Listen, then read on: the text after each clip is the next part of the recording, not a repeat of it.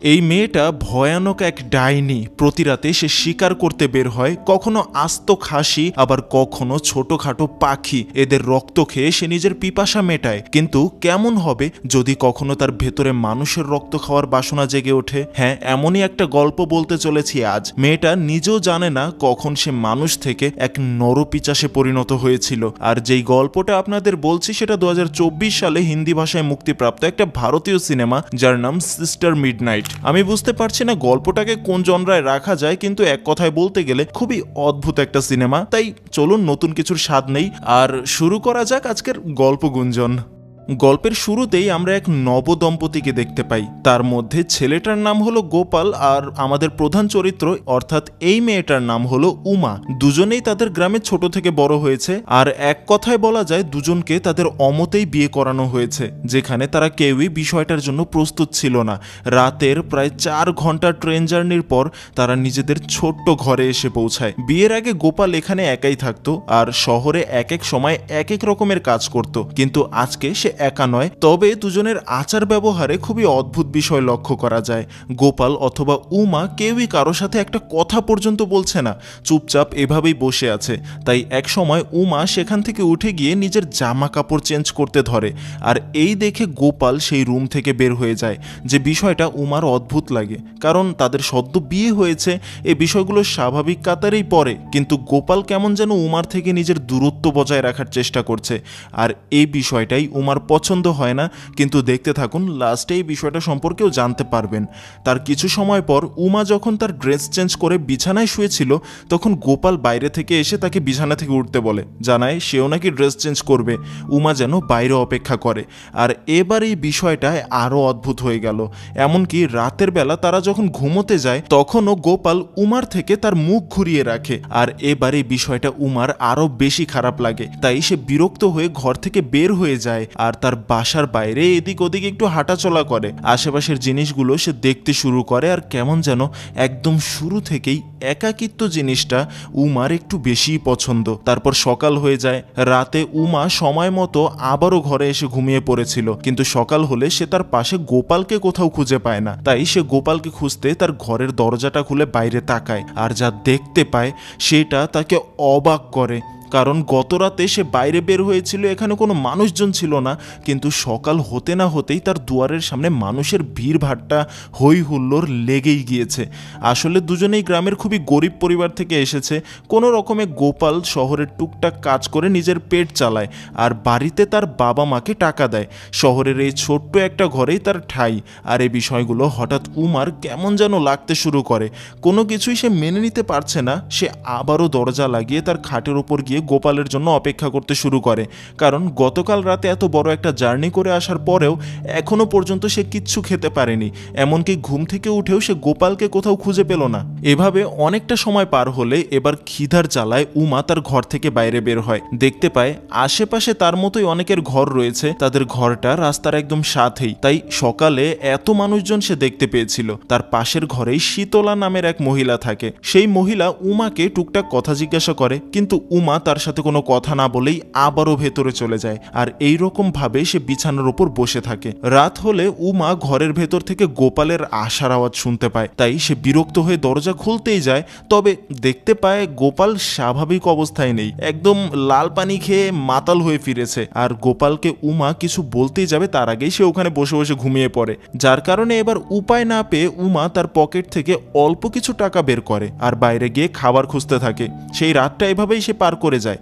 সকাল হলে যখন গোপালের ঘুম ভাঙে, তখন সে তার সামনে উমাকে দেখতে পায়।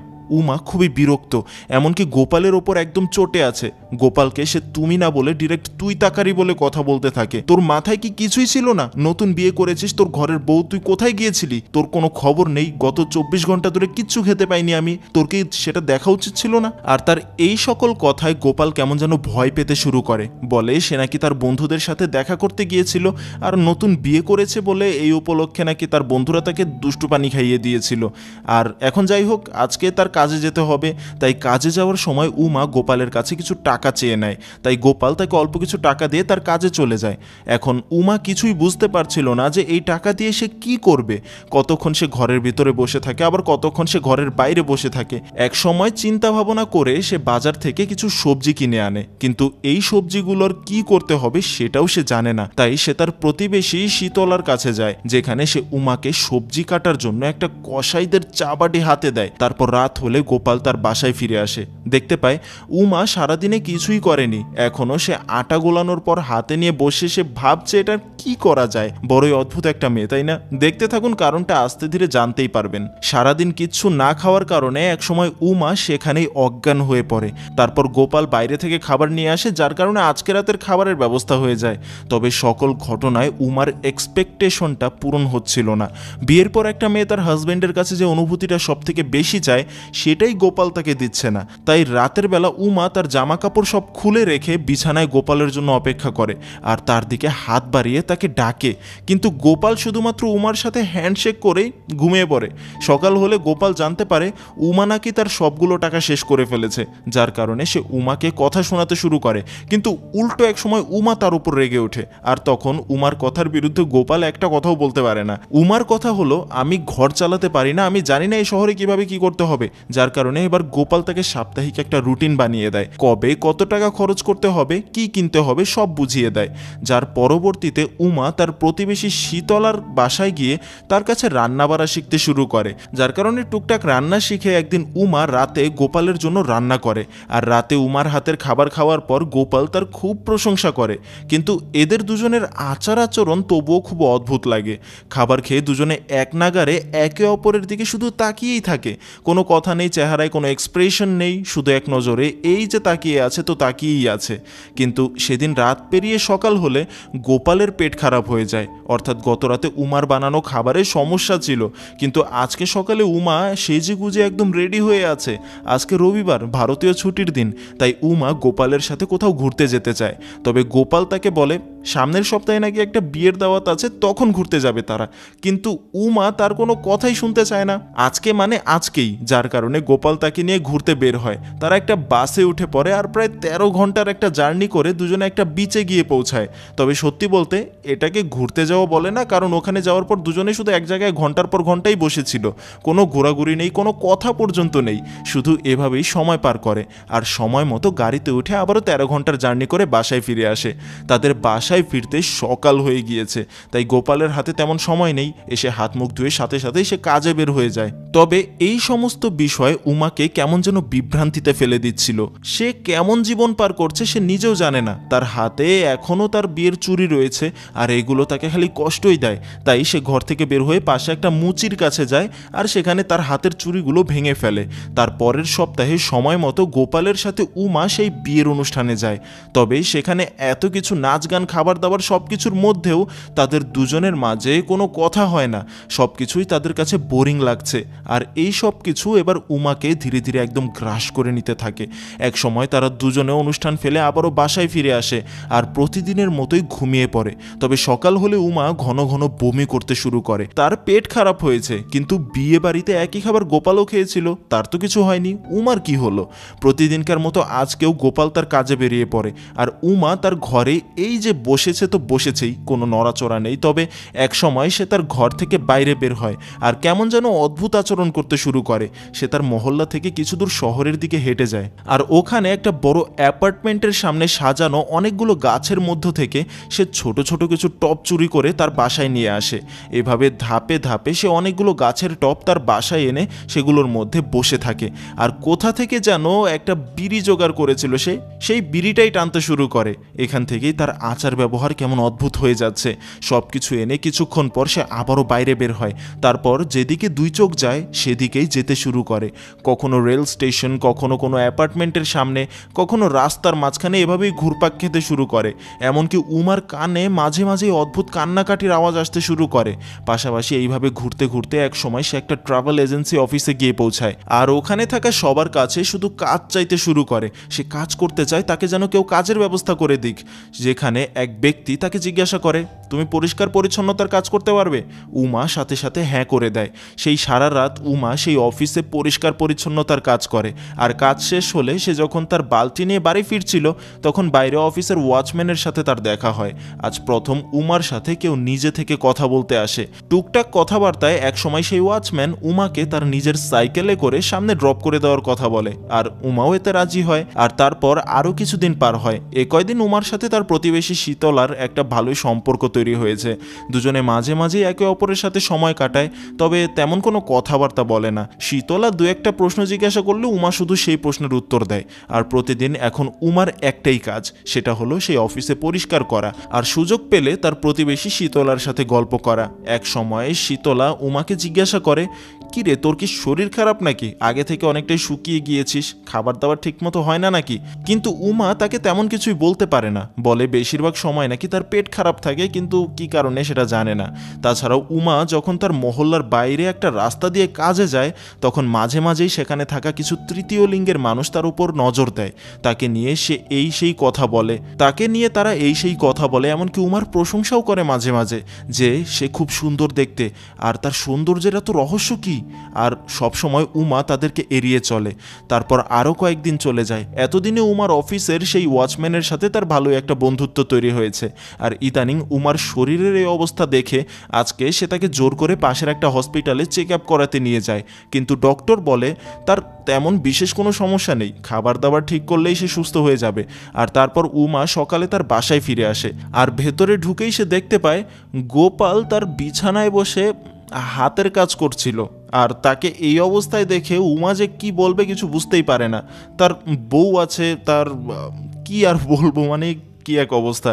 তাই এই দেখে উমা ঘর থেকে বের হয়ে যায়। সেদিন রাতে নিয়ম অনুযায়ী সেই অফিসে পরিষ্কার পরিচ্ছন্নতার কাজ করতে যায়, আর নিজের কাজ শেষ হলে অফিসের ছাদে সে ওয়াচম্যানের সাথে একটু কথাবার্তা বলতে যায়। তবে অদ্ভুতভাবে এখানেও সেই ওয়াচম্যান আর উমা সারা রাত একটা কথা পর্যন্ত বলে না, চুপচাপ সেখানেই বসে থাকে। সেদিন বাসায় ফেরার সময়তেও ওই রাস্তায় উমার সাথে একটা ট্রান্সজেন্ডার কথা বলতে আসে, তাকে সে চা খাওয়ায়, কিন্তু উমা তাদের সাথে একটা কথাও বলে না। বরং আজ হঠাৎ আবারও সে তার কানে অদ্ভুত কিছু আওয়াজ শুনতে পায়, আর আজকেই যেন তার মধ্যে এক অদ্ভুত পরিবর্তন হয়। এরপর থেকে তার পাগলামি আরও বেড়ে যায়। এটা কোনো সাধারণ পাগলামি না, বড়ই অদ্ভুত এক ধরনের আচরণ।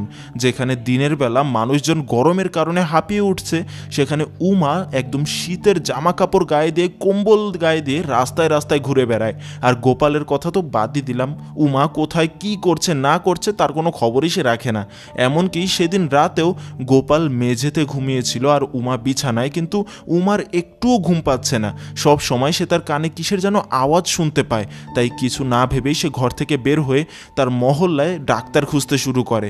রাতের তখন প্রায় 2:30 বাজে, শহরের কেউ তখন জেগে নেই, কিন্তু উমা সোজা খুঁজতে খুঁজতে একটা কানের ডাক্তারের কাছে যায়। সেখানে ডক্টর তার কানের চেক আপ করে, কিন্তু তার কানের ভেতরে কিছুই খুঁজে পায় না, কোনো পোকামাকড় বা কোনো কিছুই ঢুকেনি তার কানের ভেতর। সে বলে হয়তোবা সে অসুস্থ, এই জন্য এই আওয়াজগুলো শুনতে পাচ্ছে, বা তার শরীর হয়তো দুর্বল, এজন্য এই ধরনের অদ্ভুত ভ্রম তৈরি হচ্ছে তার মধ্যে। তাই উমা সেখান থেকে ফিরে আসে, কিন্তু তার বাসায় যায় না, বরং একটা পার্কের এন্ট্রেন্স সিঁড়িতে ঘুমিয়ে থাকে।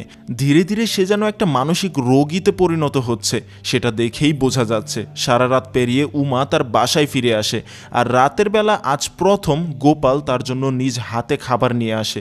বলে, এখানে আসার পর আমি কখনোই তোমাকে খেতে দেখিনি, কোথায় থাকো কি করছো আমি তো কিছু বুঝতে পারছি না।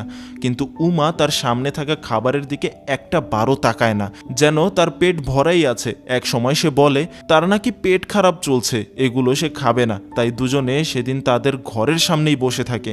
গোপাল এই দেখে অবাক হয় যে উমা তার সাথে বসে একদম দক্ষ সিগারেট খোরদের মতো সিগারেট টানছে।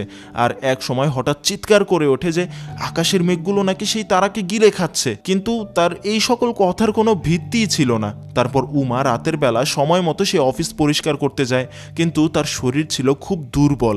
তাই কাজ করতে করতেই সে নিজের জ্ঞান হারায়, কিন্তু তার কিছুক্ষণ পর আবারও সে তার জ্ঞান ফিরে পায়। তারপর কোনো কিছু চিন্তা না করেই সে তার জিনিসপত্র নিয়ে বাড়ির দিকে রওনা হয়, যেন সে এক রোবট হয়ে গিয়েছে।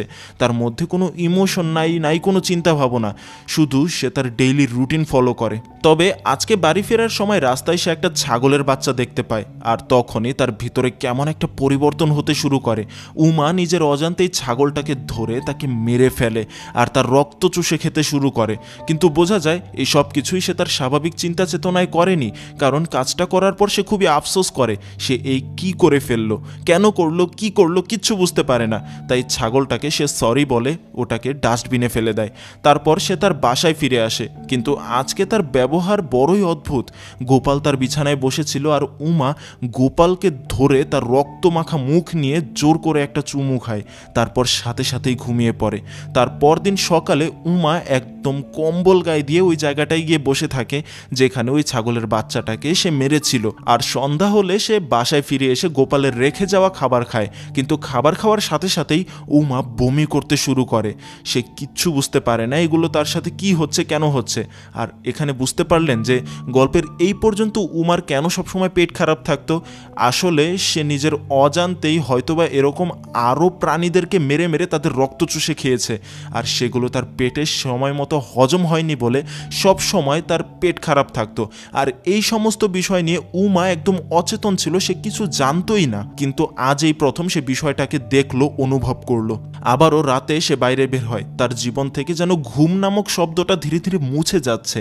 দিনে এদিক ওদিক ঘুরে বেড়ায়, রাতে কাজ করে আর সামান্য হয়তো 2-1 ঘন্টা ঘুমায়। সেদিন রাতেও এদিক ওদিক দৌড়ে বেরিয়ে একসময় একটা ঝোপের মধ্যে সে এক পাখি দেখতে পায়। আর গতবারের মতো এবারও কোনো রকমে সে ওই পাখিটাকে ধরে সেটাকে মেরে ফেলে আর তার রক্ত চুষে খেতে থাকে। তার মধ্যে যেন এক ডাইনি জেগে উঠতে শুরু করেছে, কিন্তু সব কিছু হওয়ার পর সে শুধুই আফসোস করতে থাকে। তাই পাখিটাকে সে একটা সাদা কাপড় দিয়ে পেঁচিয়ে তার ঘরের একটা ড্রয়ারে রেখে দেয়। আর এভাবেই দিনের পর দিন চলতে থাকে। প্রথমে পাখিদেরকে ধরে ধরে খেত, এখন মাঝে মাঝে সে টাকা দিয়ে পোলট্রি মুরগি বাসায় কিনে আনে আর সেগুলো রান্না করার বদলে জ্যান্ত অবস্থায় ওগুলো রক্ত চুষে খায়, আর তারপর সাদা কাপড়ে পেঁচিয়ে তার ঘরের ড্রয়ারে রেখে দেয়। এই নিয়ে আজ অনেকগুলো এরকম জমে গিয়েছে। তাই একদিন গোপাল উমাকে জিজ্ঞাসা করে, ঘরে এরকম গন্ধ লাগছে কেন, কোনো কিছু পচে যাচ্ছে নাকি? কিন্তু উমা অর্ধেক ঘুমের মধ্যেই তাকে বলে যে তুমি চলে যাও, আমি দেখে নেব। আর তার যাওয়ার পর ঘুম থেকে উঠে উমা অদ্ভুত কিছু ভ্রম দেখতে পায়। সে দেখে সেই মৃত পাখিগুলো আবার জীবিত হয়ে উঠেছে আর সেগুলো তার আশেপাশেই ঘোরাঘুরি করছে। তবে এতদিন পার হওয়ার কারণে এবার গোপাল আর উমার সাথে মাঝে মাঝে টুকটাক কথাবার্তা হয়। গোপাল কাজে গেলে উমা তাকে ফোন করে জিজ্ঞাসা করে যে সবকিছু ঠিকঠাক আছে কিনা। তবে অন্য সাধারণ হাজব্যান্ড ওয়াইফের মতো তাদের জীবন চলে না। তারপর আরও কিছুদিন পার হয়। একবার এক ছুটির দিন গোপালের এক বন্ধু তার বউকে নিয়ে গোপালের বাসায় আসে। তবে উমা বিষয়টাতে কেমন যেন মানিয়ে নিতে পারছে না। সেখানে দুজনে কিছুটা সময় কাটায়, তারপর সবাই মিলে শহরের অন্যদিকে একটা বিচে ঘুরতে যায়। এটা সেই বিচ নয় যেখানে তারা আগের বার 13 ঘন্টা জার্নি করে গিয়েছিল, এটা তাদের শহর থেকে খুব কাছেই ছিল। সেখানে গোপালের সেই বন্ধুর একটা কুকুর ছিল। কি মনে করে উমা তাকে জিজ্ঞাসা করে, আমি কুকুরটাকে ঘুরিয়ে নিয়ে আসি। এই বলে সেটাকে সাথে করে সে কোথায় যেন চলে যায়। কিন্তু কিছুক্ষণ পর উমা অদ্ভুতভাবে সেখানে কুকুর ছাড়াই চলে আসে আর বলে তার কুকুর কোথায় যেন পালিয়ে গিয়েছে, তারা যেন খুঁজে নেয়। আর তার এই কথায় সবাই অবাক হয় যে সে এমনভাবে কেন বলছে, এত কেয়ারলেস কিভাবে হতে পারে সে। আর আমরা অবশ্যই বুঝতে পারছি যে কুকুরটার সাথে সে কি করেছে, কারণ সে তো এখন এক রক্তচোষা ডাইনি। সেদিন সারাটা সময় দুজনে এদিক ওদিক ঘুরে বেড়ায়। বিয়ের পর এই প্রথম যেন তাদের মধ্যে কিছুটা ভালো সময় যাচ্ছে। রাতের বেলা দুজনে স্টেশনে ট্রেনের অপেক্ষা করে, তাদেরকে বাড়ি ফিরতে হবে। তবে উমা সেখানে এক হাওয়াই মিঠাইওয়ালাকে দেখে সেগুলো খেতে চায়, তাই গোপাল সেটা কিনতে সামনে এগোয়, কিন্তু কেনার পর দেখতে পায় তাদের ট্রেন ছেড়ে দিয়েছে আর উমা সেখানে নেই। অর্থাৎ হয়তোবা সে অলরেডি ট্রেনে উঠে গিয়েছিল। তাই পরের ট্রেন ধরে গোপাল তাড়াহুড়ো করে তার বাসায় ফিরে আসে আর দেখতে পায় তার বাসার ছাদেই উমা তার জন্য অপেক্ষা করছে। সেখানে সে তার জন্য সেই হাওয়াই মিঠাই সাথে করে নিয়ে এসেছে, কিন্তু উমা সেটাকে ফেলে দেয়। আর আজকে প্রথম দুজনে কিছুটা একে অপরের প্রতি আকৃষ্ট হয়। তবে তাদের আচার আচরণ খুবই অদ্ভুত। রাতের বেলা এই প্রথম বিয়ের পর তারা ইন্টিমেট হয়, দুজনে খুব ভালোই সময় কাটায়। তবে সকালে যখন উমার ঘুম ভাঙে তখন আবারও সে তার ভ্রম দেখতে পায়। সে দেখে সেই মৃত পাখিগুলো তার খাটের নিচ থেকে এক এক করে বের হচ্ছে। আর এই দেখে সে যখন গোপালকে ঘুম থেকে জাগাতে ধরে তখন সে বুঝতে পারে যে গোপাল আর বেঁচে নেই। আসলে গল্পের অনেকটা আগে থেকেই আমরা দেখে এসেছি যে উমার মধ্যে একটা ডাইনির জন্ম হচ্ছে, যার খাবার হলো প্রাণীর রক্ত। এতদিন এতদিন সে বিভিন্ন জন্তু জানোয়ারের রক্ত খেয়ে তার তৃষ্ণা মিটিয়েছে, কিন্তু গত রাতে যেহেতু ঘনিষ্ঠ মুহূর্তে সে একটা মানুষের গন্ধ পেয়েছে, তার খুব কাছাকাছি এসেছে, তখন কোনো এক সময়ে সে গোপালের ঘাড়ে কামড় বসিয়ে সারা রাত তার রক্ত চুষে খেয়েছে। সে জানেও না, সকাল হলে এই সম্পর্কে সে কিচ্ছু বলতে পারে না এ কি করে ফেলেছে সে। আর তারপর আরও কয়েকটা দিন পার হয়ে যায়। উমা তার ঘরের পেছনের দরজা দিয়ে বাইরে দিয়ে তালা দিয়ে রেখেছিল, আর সেখানেই সে দিন কাটাচ্ছে। এলাকায় অনেক দিন ধরে তাকে দেখা যায় না, সে কাজেও যায় না, তাই সে অফিসের ওয়াচম্যান এই মহল্লায় উমার খোঁজ নিতে আসে। সেখানে প্রতিবেশীদের কাছে সে জানতে পারে উমা নাকি সপ্তাহখানেক ধরে বাসায় নেই, এমনকি তার হাজব্যান্ডকেও দেখা যায় না। এভাবে আরও কয়েকটা দিন পার হয়, আর আমরা ঘরের ভেতরে দেখতে পাই যে বাইরে থেকে তালা দেওয়া তো কি হয়েছে, উমা এতদিন ধরে ঘরের ভেতরেই আছে। আর গোপালের লাশটাকে সে খুবই অদ্ভুতভাবে সাজিয়ে রেখেছে, যেন সে এই ঘরের ভেতরে কোনো এক কালো জাদু চর্চা করতে শুরু করেছে। তবে এতদিন পর আজকে আবারও উমা হ্যালুসিনেট করতে থাকে। সে দেখে তার ঘরের ভেতর অনেকগুলো ছাগলের বাচ্চা তার দিকে তাকিয়ে ম্যামে করতে শুরু করেছে। তাই এক সময় সে বিরক্ত হয়ে ঘর থেকে বের হয়, কিন্তু সে যখন তার ঘরের দরজার দিকে তাকায় তখন দেখতে পায় এলাকার মানুষজন সেখানে ডাইনি, উমা, পিশাচিনী এই ধরনের কথা লিখে রেখেছে। কিন্তু উমার এতে কিচ্ছু যায় আসে না। পাশাপাশি তার প্রতিবেশী বলতে একমাত্র ছিল সেই শীতলা, কিন্তু সেও এতদিন ধরে তার গ্রামের বাড়ি ছিল, তাই এখানে উমা বা গোপালের খোঁজ নিতে কেউ আসেনি। তবে তারপর একদিন গোপালের সেই বন্ধুর বউ গোপালের খোঁজ নিতে আসে, আর ঘরের ভেতর ঢুকা মাত্রই উমা তাকে নিজের হাতে জিম্মি করে নেয় আর তাকে সেখানেই মেরে ফেলে। তারপর তার ঘরে থাকা একটা করাত দিয়ে সে তাকে খণ্ডে খণ্ডে ভাগ করে নেয়। তারপর কোনো এক নির্জন জায়গায় গিয়ে তাকে ফেলে আসে। সেখানে আমরা দেখতে পাই অনেকগুলো ছাগলের বাচ্চা এসে ওই মৃতদেহটাকে খেতে শুরু করে। বড়ই অদ্ভুত দিকে এগিয়ে যাচ্ছে গল্পটা, তাই না? কারণ এই ছাগলগুলোকেই উমা এতদিন এক এক করে মেরে মেরে খেয়েছিল। তাহলে এগুলো কোথা থেকে আসছে? তার কিছুদিন পর উমা তার সাথে দেখা হওয়া সেদিনকার সেই ট্রান্সজেন্ডারের সাথে দেখা করে, আর তার কাছে একটা সাহায্য চায়। তাকে সে বানিয়ে বানিয়ে বলে যে তার হাজবেন্ড নাকি একটা দুর্ঘটনায় মারা গিয়েছে, আর এখানে তাদেরকে দেখার মতো কেউ নেই, তাই তাকে শ্মশান পর্যন্ত নিয়ে যেতে হবে। সেজন্য সে উমাকে এক ট্রাক ড্রাইভারের সাথে পরিচয় করিয়ে দেয়। পরবর্তী সময়তে উমা সেই ট্রাকে করে গোপালের লাশকে এক নির্জন খোলা জায়গায় নিয়ে যায়, আর সেখানে তাকে জ্বালিয়ে দেয়। সারা রাত উমা সেখানেই বসেছিল, কিন্তু ভোরবেলায় কুয়াশার মধ্যে হঠাৎ সে এক অদ্ভুত মানুষকে দেখতে পায়। লোকটা কুয়াশার মধ্যে সেই জ্বলে যাওয়া মৃতদেহ থেকে ছাই তুলে নিয়ে তার গায়ে মাখছিল, আর এক সময় সে কিছুটা নিজের হাতে নিয়ে উমার চেহারায় এঁকে দিয়ে চলে যায়। তারপর উমা আবারও তার বাসার দিকে রওনা হয়, তবে তার শরীর ছিল খুবই দুর্বল, তাই এক সময় সে নিজের জ্ঞান হারিয়ে রাস্তায় পড়ে যায়। আর যখন তার জ্ঞান ফিরে আসে তখন সে এক বৌদ্ধদের আশ্রমে নিজেকে খুঁজে পায়। সেখানে তাকে খাবার দেওয়া হয়, তার নাকে সে যে ব্যথা পেয়েছিল সেখানে তারা ব্যান্ডেজ করে দেয়। তারপর সে একদিন ওখানেই থাকে। একটা পাখি যখন তার কাছে এসে চেঁচামেচি করতে থাকে তখন সেই পাখিটাকে ধরে উমা খেয়ে ফেলে।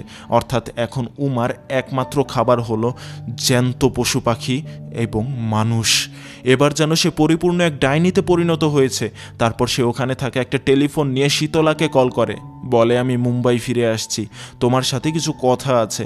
তারপর সময় মতো উমা তার বাসায় ফিরে আসে।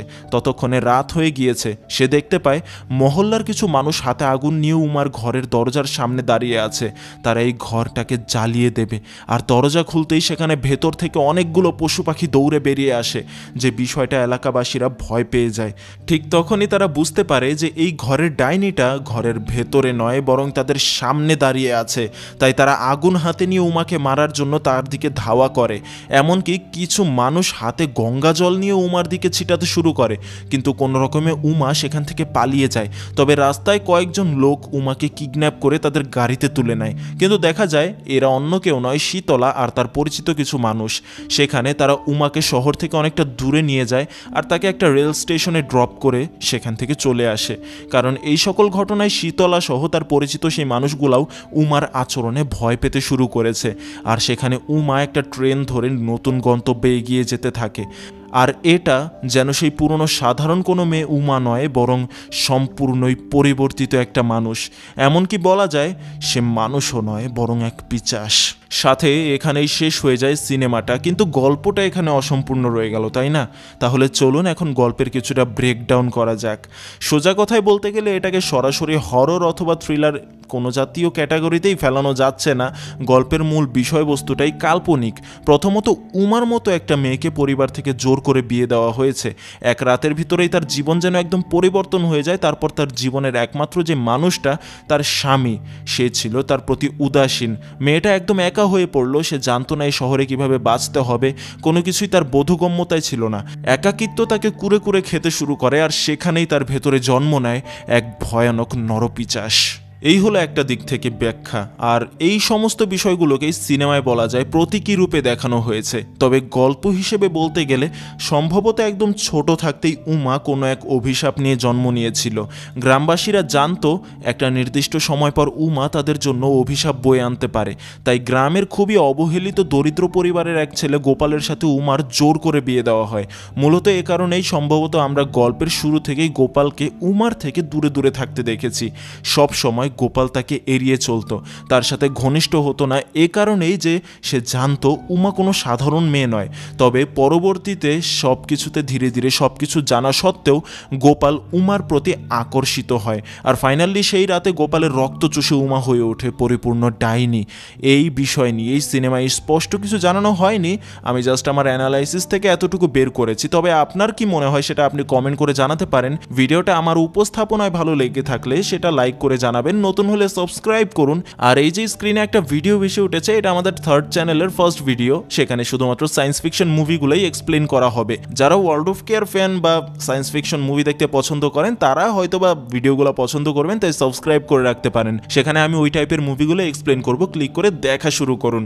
আর অবশেষে গল্পটা আপনি এই পর্যন্ত দেখেছেন, সেজন্য আপনাকে অনেক ধন্যবাদ।